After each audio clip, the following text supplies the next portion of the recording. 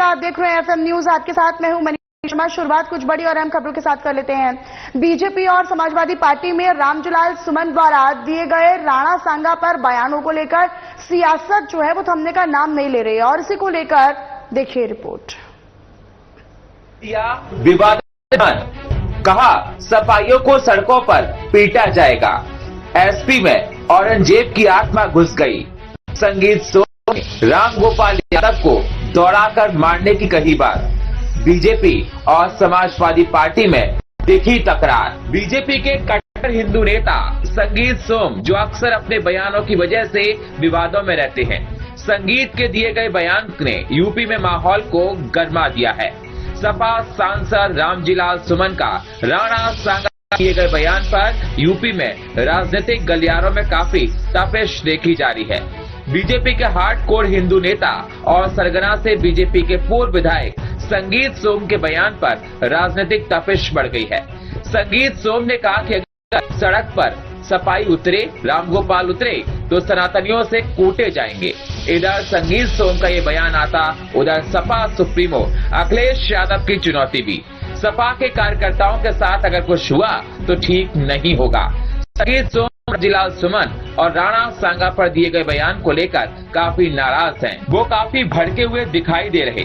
Samajwadi party UP में अपने दलित सांसद रामजीलाल सुमन को इंसाफ दिलाने के लिए सड़क पर उतरने का प्लान बना रही है।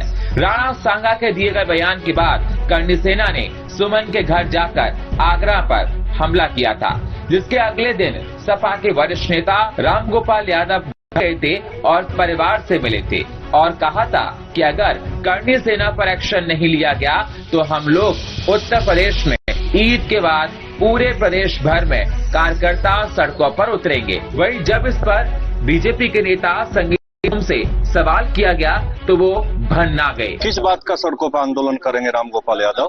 वो करके देखें। ये सनातनियों ने ठान लिया, वो आंदोलन करके देखे, दौड़ा दौड़ा के पीटा जाएगा उन आंदोलनकारियों को।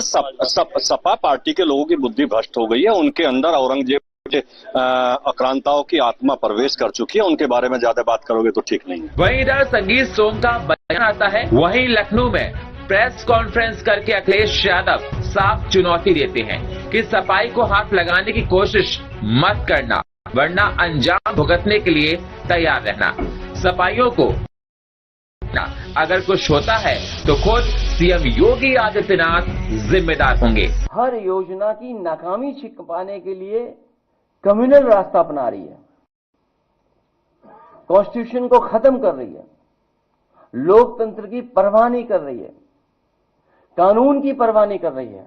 और एक बात और मैं कहना चाहता हूं कि अगर रामजीलाल सुमन जी के साथ कोई घटना होती है या समाजवादी पार्टी के नेता के ऊपर किसी तरह की कोई घटना होती है तो उसके लिए जिम्मेदार कोई दूसरा नहीं, मुख्यमंत्री खुद जिम्मेदार होंगे। क्योंकि मुख्यमंत्री खुद उस संगठन पे हाथ रखे हुए हैं। जितने भी लोग उसमें दिखाई दे रहे हैं, हालांकि जाति की बात नहीं करनी चाहिए, जातियों की बातें समाजवादी लोग नहीं करते, लेकिन कहीं ना कहीं जाति कनेक्शन भी उन्हीं का उनसे दिखाई देता है। क्योंकि पकड़े कौन? करने वाला वही, पकड़ने वाला भी वही, रिपोर्ट लिखाने वाले अगर जाएं तो सामने वही दिखते हैं। इसलिए अगर कहीं कोई घटना हो रही है, अगर किसी को किसी तरह की अपमान भी होता है तो कि जिम्मेदार अगर कोई है तो मुख्यमंत्री खुद जिम्मेदार हैं। क्योंकि वही बढ़ावा दे रहे हैं। जिस तरीके से हिटलर के जमाने में ट्रूपर्स होते थे, उसी तरीके से इन्होंने एक हिडन अंडरग्राउंड फौज तैयार की है जो समय समय पर लोगों को अपमानित कर रही है, थानों में अपमानित कर रही है, तहसील में अपमानित कर रही है, पैसे लूटने में सबसे ज्यादा आगे दिखाई दे रहे हैं। जो लोग कहते थे कि यहां जीरो टॉलरेंस है करप्शन के लिए, इनका खुद अधिकारी पकड़ा गया और वो कहीं छिपा नहीं है, वो मुख्यमंत्री आवास में छिपा। सहारनपुर में संगीत सोम के विवादित बयान के बाद सियासत काफी गर्म है। अब देखना दिलचस्प होगा कि अगर समाजवादी पार्टी के कार्यकर्ता और नेता सड़कों पर उतरते हैं अपने सांसद को लेकर, तो उस पर उत्तर प्रदेश की योगी सरकार क्या एक्शन लेती है? न्यूज डेस्क से FM न्यूज के लिए।